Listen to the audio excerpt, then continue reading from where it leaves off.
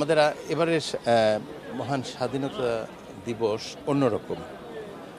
আমরা ২৪-এর গণ অভ্যুত্থানের পর বৈষম্যহীন একটা বাংলাদেশের স্বপ্ন নিয়ে যাত্রা শুরু করেছি। ফলে এবারের এই দিবসটির উপলব্ধি এবং তাৎপর্য একটু ভিন্ন রকম। তবে যেটা খুবই গুরুত্বপূর্ণ, আমরা যে ঐক্য তৈরি করে আমরা মাফিয়া এবং ফ্যাসিস্ট সরকারের বিরুদ্ধে, বৈষম্য বিরোধী একটি দেশ তৈরি করবার যে চেষ্টা করছি, যেটা মহান মুক্তিযুদ্ধ ১৯৭১-এ আমরা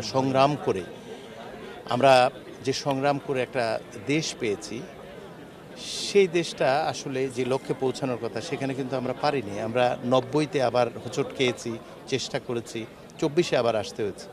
আমার প্রত্যাশা হচ্ছে আমরা যেন ছাত্র জনতার রক্তের উপর আর দাঁড়িয়ে আমাদের নিজেদের সংশোধন করার চেষ্টা না করি।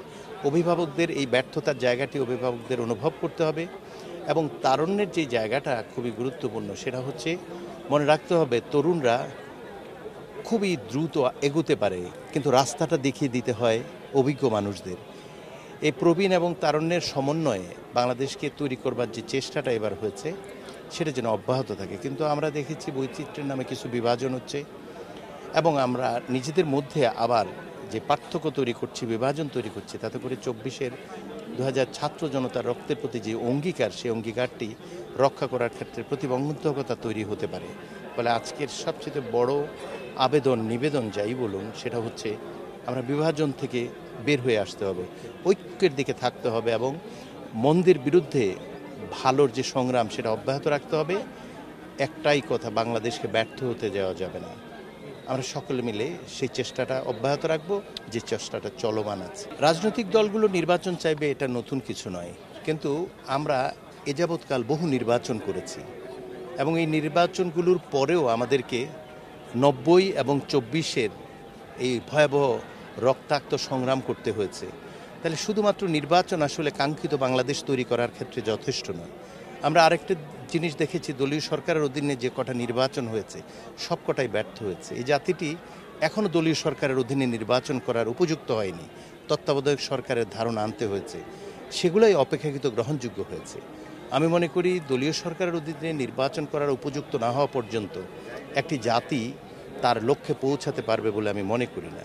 ফলে নির্বাচনের এই প্রত্যাশা তা অত্যন্ত স্বাভাবিক এবং গণতান্ত্রিক প্রক্রিয়ায় কিন্তু আসলে মানুষের ম্যান্ডেট নিয়েই কিন্তু সরকার প্রতিষ্ঠা করতে হয়। কিন্তু আমাদের যে ব্যর্থতার জায়গাগুলো, সেগুলো দূর করেই আমাদেরকে নির্বাচনের জায়গাটায় যেতে হবে। ফলে সংস্কারের যে সামান্য যে জায়গাগুলো আছে, যেগুলো অতি জরুরি, সেই জায়গাগুলো সম্পন্ন করে জনপ্রতিনিধির মাধ্যমে সেই সংস্কারকে বাস্তবায়ন করার যে চেষ্টা, সেটা হয়তো লক্ষ্যে পৌঁছাতে সাহায্য করবে। তবে যেটা সবচেয়ে গুরুত্বপূর্ণ, সেটা তো মূল্যবোধের যে অবক্ষয়। আমরা আমাদের দেশে মসজিদের ইমাম পালিয়ে যায়, বাইতুল মোকাররমের ইমাম পালিয়ে যায়, উপাচার্যরা পালিয়ে যায়। এই ধরনের পরিস্থিতি রেখে নির্বাচন করে কোনো লাভ হবে না। আমরা এমন নির্বাচন চাই যে নির্বাচনের পরে, পরিবর্তনের পর উপাচার্যরা যেন বিশ্ববিদ্যালয়কে পালিয়ে যেতে না হয়, ইমামরা যেন পালিয়ে যেতে না হয়, সরকার প্রধানকে পালিয়ে যেতে না হয়, মন্ত্রীদের এখানে সেখানে আড়ালে আবডালে পালিয়ে গিয়ে ফেরারি যে আসামি, তাদের মতো জীবনযাপন করতে না হয়। আমরা একটা সুস্থ সমাজ চাই। ফলে কিছুটা সংস্কার, মূল্যবোধের যেই চর্চা, সেটা ফেরত আনা এবং নির্বাচন, এই সবগুলোর সমন্বয়েই স্বপ্নের বাংলাদেশ তৈরি করার যে অঙ্গীকার ছিল ১৯৭১-এ, সেই জায়গাটায় আমাদের আসলে যেতে হবে। এবং এবার যদি আমরা সেটা পূরণ করতে ব্যর্থ হই, আবারও ছাত্র জনতার রক্ত দেওয়ার একটি পরিস্থিতি তৈরি হবে, যা চরম অনাকাঙ্ক্ষিত একটি বিষয় এবং সেটা আবারও অভিভাবকদের ব্যর্থতার জায়গা হবে। আশা করি এবার অভিভাবকের জায়গাটিতে আমাদের রাজনৈতিক দল এবং পেশাজীবী যারা রয়েছেন বা সংশ্লিষ্ট যারা রয়েছেন, তারা দায়িত্বশীল আচরণ করবেন এবং ঐক্য বজায় রেখে মন্দির বিরুদ্ধে আমাদের যে প্রকৃত লক্ষ্য, দেশটাকে প্রতিষ্ঠা করবার যে জায়গাটা, সেটা নিশ্চিত করবে এবং একটা স্বপ্নের বাংলাদেশ হয়তো আমরা খুঁজে পাবো। তারপর তরুণ সমাজের প্রতি আমি একটাই কথা বলি, যে তরুণদের যে শক্তি, সামর্থ্য, এটা খুব জরুরি।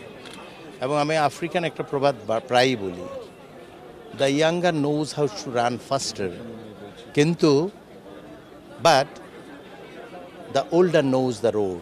মানেটা হচ্ছে তরুণরা খুব দ্রুত দৌড়াতে পারে, কিন্তু প্রবীণরা রাস্তাটা চেনে।